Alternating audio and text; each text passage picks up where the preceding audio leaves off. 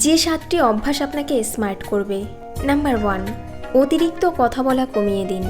যতটুকু প্রয়োজন কথা ঠিক ততটুকু বলার অভ্যাস করুন। নাম্বার 2, যারা শব্দ করে খাবার খান তাদের কেউ পছন্দ করে না, তাই খাবার খান নিঃশব্দে আস্তে আস্তে। নাম্বার 3, ট্রেন্ডি পোশাক পরা মানে স্মার্ট হওয়া নয়, পোশাকটা আদতে মানাচ্ছে কিনা সেটাই হলো আসল কথা।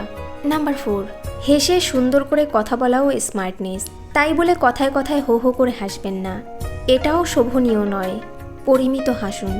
নাম্বার 5, যে কোনো পরিবেশে মানিয়ে চলাটাই স্মার্টনেস। আপনার মনের অবস্থা যদি খারাপও হয় সবার সাথে ভালো ব্যবহার করুন, অল্পতেই বিরক্ত হবেন না বা রেগে যাবেন না। নাম্বার 6, সব জায়গাতেই কিছু ন্যূনতম সৌজন্যতা মেনে চলুন, যেমন খুব জোরে জোরে কথা বলবেন না, ধূপধাপ পা না ফেলে হেঁটে নিঃশব্দে হাঁটার চেষ্টা করুন। নাম্বার 7, কারো সাহায্য নেবার পর ধন্যবাদ জানান।